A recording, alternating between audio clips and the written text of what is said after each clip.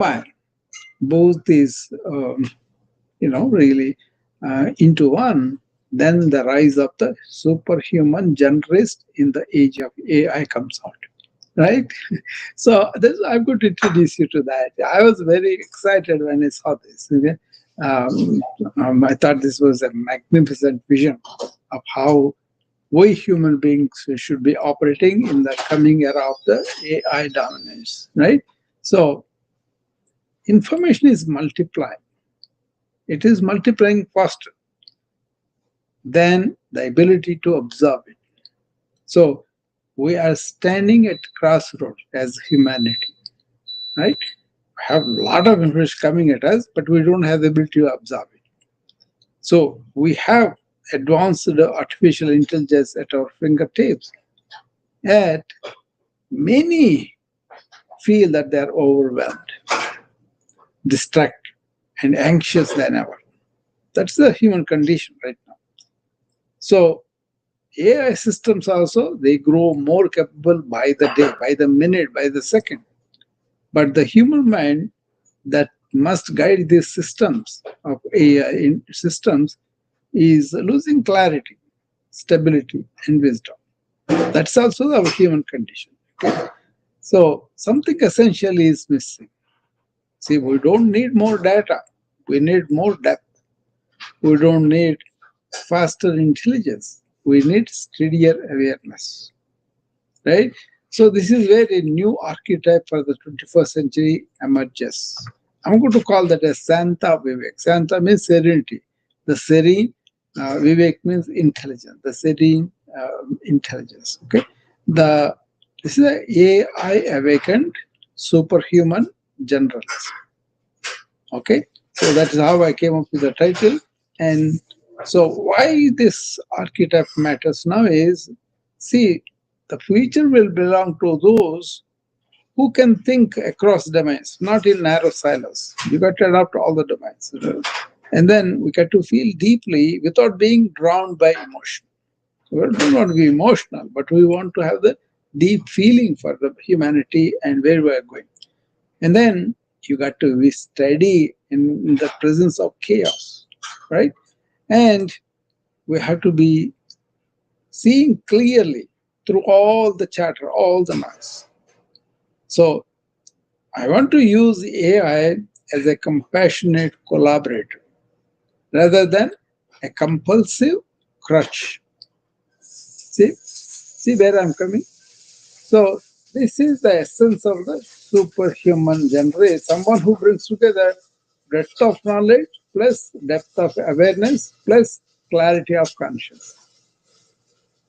Okay, so that is the archetype I was hoping to present to you. This is not a fantasy, but is a template. Okay, so a blueprint for what human potential looks like when both intelligence and awareness, they fuse into a single force. So he kind of embodies hyper generalist cognition, the ability to connect patterns across medicine, economics, psychology, AI, ecology, and leadership. All these domains. And he is intuitively aware, acting from the perception instead of conditioned thought. And has compassion and resonates that, a presence that calms, strengthens, and clarifies, not scares us. And also, they clear quite deep sleep while fully awake, kind of Turiya like, So, and also he has a sense of the future, the ability to sense the consequences and guide humanity wisely. He has all these qualities. Okay? And the AI empathy interface, aligning AI with compassion, wellness, and dignity for the betterment of the common good of the human. So, this archetype mission is simple and profound. On one hand, evolve the human, then evolve the world. So, in this transition into the AI era, we do not need humans who thinks like machines, materialistic, accumulating things, but not concerned about the well-being of the humanity. So we need humans who remember their inner intelligence, the awareness beyond thought, and the stillness behind the noise that they go through. So it's a embodiment of that memory. Okay. So why this matters for leaders, educators, and physicians, creators, because AI grows exponentially, the value of the clarity, intuition, ethics, etc. Right? Creativity, compassion, and presence. That need for that value of these qualities will grow even more. So human excellence will shift from what we know to how clearly we can see the need of that information and all that, and then apply that properly. So this kind of archetype is an invitation from me to you all. So inviting each of us not to compete with machines, but to transcend our old limitations we have, to become more aware, more integrated, more resilient, and more compassionate, and more attuned to purpose, not going all over. So this is not a science fiction. This is the next chapter of human evolution, as I conceive it. So the superhuman generalist is not outside of you in the machines. He is the future version of you, waiting to be awakened. So, as usual, I presented my viewpoint. I hope somebody understood what I'm talking about and then come and talk to me. What is their impression? What do you think their AI use is going to be? How is that going to be applied? Because anybody will be feeling the um, real, real weight of this technological change, and also how human we would be in that. Okay, so just I was playing with my or the reflection of what is this going to be, because I see a lot of work from other people. They're introducing me to systems that are changing by the minute, and they sell one app today, and then next day they will have more apps. Okay, so it's not just the apps applications. It is what is happening at the root level, where the AI is coming from, what kind of systems are changing into newer and newer technologies that are really doing that. Okay, so so that's what is happening. Okay, that's why I was concerned about it, and then I kind of looked at it. Okay, so does that make any sense to you? You come and tell me. It's important to understand these enormous changes that we are going through. And instead of being caught in surprise, you better be more oriented towards that. Okay, Janet, you want to come and tell me whether you have made any sense at all or not? I will have to take more time to elaborate the intricate parts of it, and I'll be doing that because I'm not just talking more like a technologist, which I'm now is really. I'm learning from the people, but I can see the change of technology affecting me personally, and also my patients, also my friends and family, and all that. But this ancient wisdom, intelligence, that is something I want to really expose and make sure that people get it, because it is in them. So it's something that they can tap and they can awaken to that intelligence, that is embedded within all of us. We are forgetting it because we have this chattering mind with a lot of information, and that is something we could understand and really uh, keep away from that chatter in that serene nature of us. And also this intelligence that we are cultivating, artificial intelligence started to mimic human brain, right? So we do create auto networks that are default auto networks, and that take us from wherever we are going. But you just have to understand that this is important for us to really know about this. And there is ancient wisdom that can help us to tap into our own inner intelligence. And there is this artificial intelligence which was mimicking our own brain, is creating, but it is expanding and scaling very, very fast to all the way where our brain has to really revisit its own abilities and make it ready so that we can handle the tremendous technological change.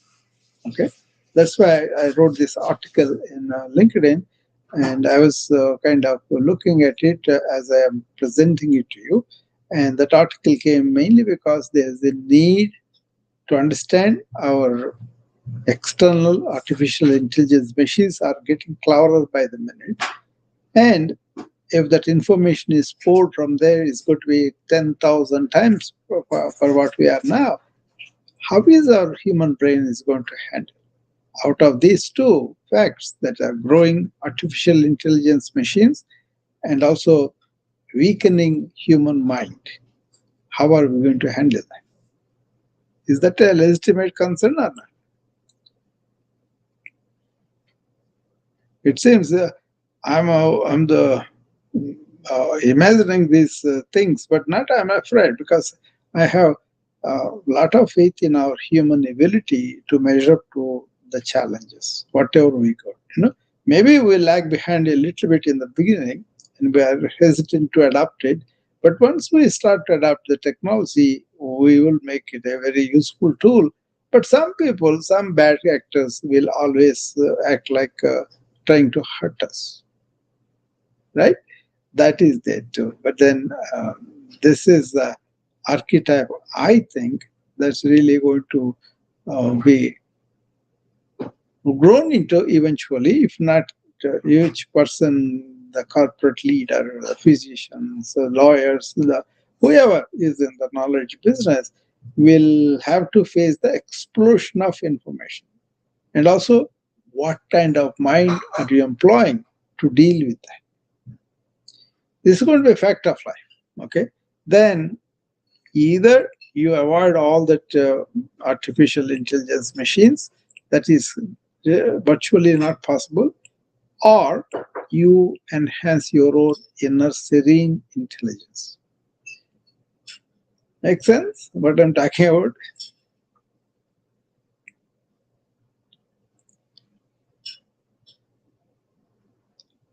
So Janet, come up and tell me whether it did I present the case at least how this is supposed to be, because this is going to be a discussion among us very soon, because we are already facing that situation very badly. The AI is going to create a lot of jobs, but then you got to learn the new technology, new ways of using it to be eligible for those jobs.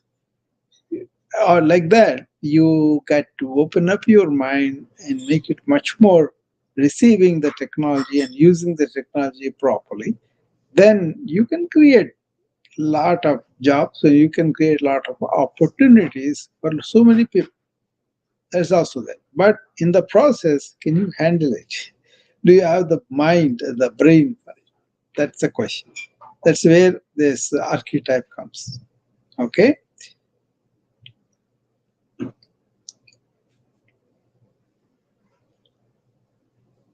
As I began to see people who were having burnout problem, uh, what is apparent was the explosion of information never stopped.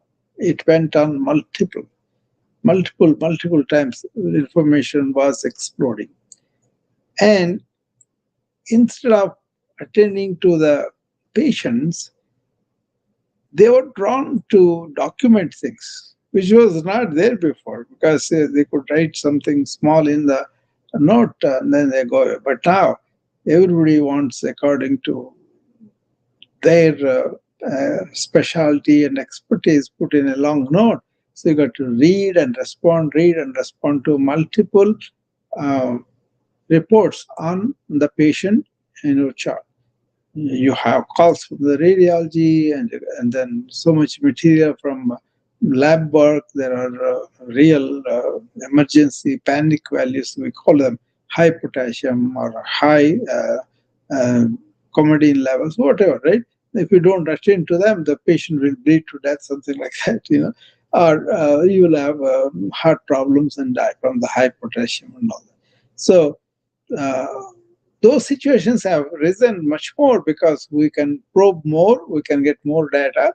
As that data comes and gives us, you got to act on this, and we will be acting on that, right? So the work has grown. Um, Now the wellness and well-being of the patient, has it grown? No. The same situation for the entire society is going to happen. People are going to be stressed and burned out if you don't develop the capabilities to absorb all this information and act and then be serene at the same time. So more burnouts, more stressors kind of anticipated because of the situation we're going to create. We're going pretty slow, right? A lot of people don't know that they are changing by the minute, right? You say, it will happen slowly. No, the moment AGI happens, then people are going to be a real problem with that. Okay, think about that now. Let your wings of imagination, thought go towards that kind of society where so much of information thrown at us, and also we never knew that we could awaken ourselves with that true intelligence that we have within us. Not shortcuts, not easy methods, but then really understanding the method to be awakening our intelligence to deal with what is happening artificially outside in the machines. Otherwise, the machines are going to take over you and then make you do things that you may not want to do. Or you may lose your privacy, and then you may lose your economic resources. A lot of problems can happen. So be ready, not only knowing what is the artificial intelligence, what is it spitting out, how the people are, make a lot of apps that can be useful, and how am I? Where am I with my mind or with my thought, with my abilities, for human abilities? How can I recruit them so that I can handle this artificial intelligence better? No response from anybody. So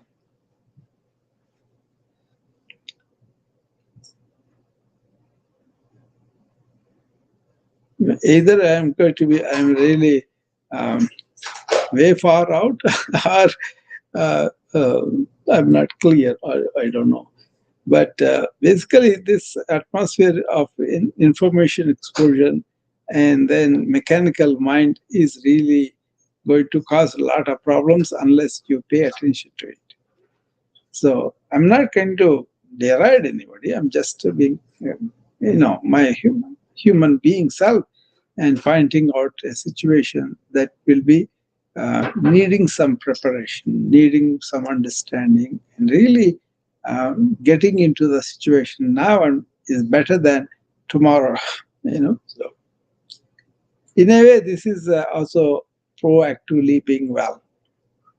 We are anticipating challenging technology, and we are kind of trying to measure our ability to deal with it. And we not only learn the new technology, but you to use it properly as a tool, you got to have the ability of the mind and the brain to handle this technology. So there are specific things that you could do, and say you can cultivate uh, the automatic running of the mind and be still. Practice that twice a day. And also, when you go to these technologies, approach them with a perspective. This is going to affect the entire society. What I'm going to do for the common good of everybody, not just for me to make more money. That's too simple, too easy. And many of the people who are creating the technologies, they themselves think at it materialistic, just accumulate some stuff and all that, without understanding what the effect is going to be on the welfare of the all human beings, all life on earth. Okay, so think about that, and the more you are familiar with these situations and the capability of the artificial intelligence, and then the innate capability of human beings, if they can come out and join and work in a symbiotic way, or at least harmonious way, then we are better off. I think that is going to happen. That's why I'm not apprehensive about uh, artificial intelligence. I myself told you several times I was using artificial intelligence. From what I came to know and how much I'm using is very minuscule. But so I know a lot more stuff I could do. Right? Uh, I will do them at my own time, because I want to understand few things that are related to my work, to what I can do for other people and all that, and then scale up, expand. And meanwhile, I'm also trying to come and share with friends, and I also share with the family, about my concerns about what this is going to do our human mind, brain, and our inner intelligence. So I just want to awaken people to cultivate that aspect also. Okay, not only going and learning the new technology, but also working on their self, inward self, so that they are free, liberated, and also they have the ability to handle this onslaught. Okay, so you got to think across domains.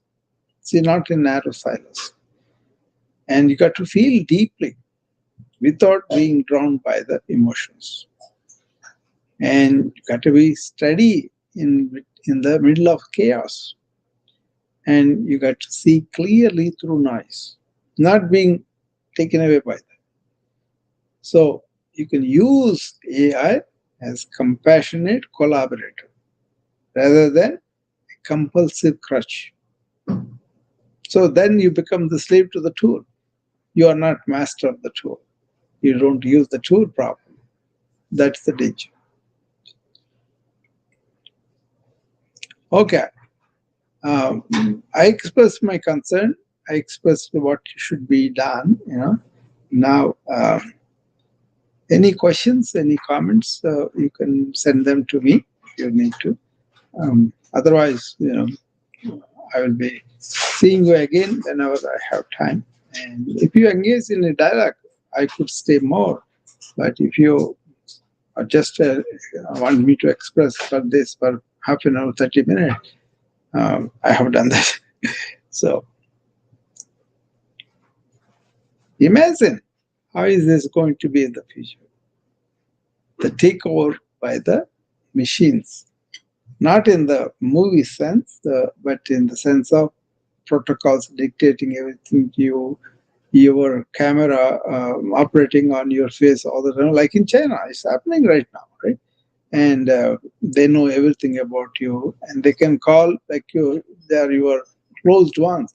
They can deceive you. Okay, so a lot of things are happening, just waiting them to happen without really taking the measures that you can do by yourself. That's important. So you have to get familiarized with the intelligence that is growing in the machines.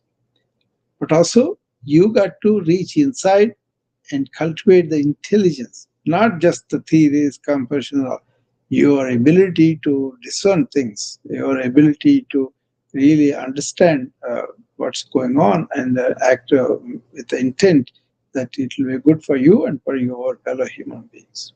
Okay. That's kind of responsibility too, I feel. Okay.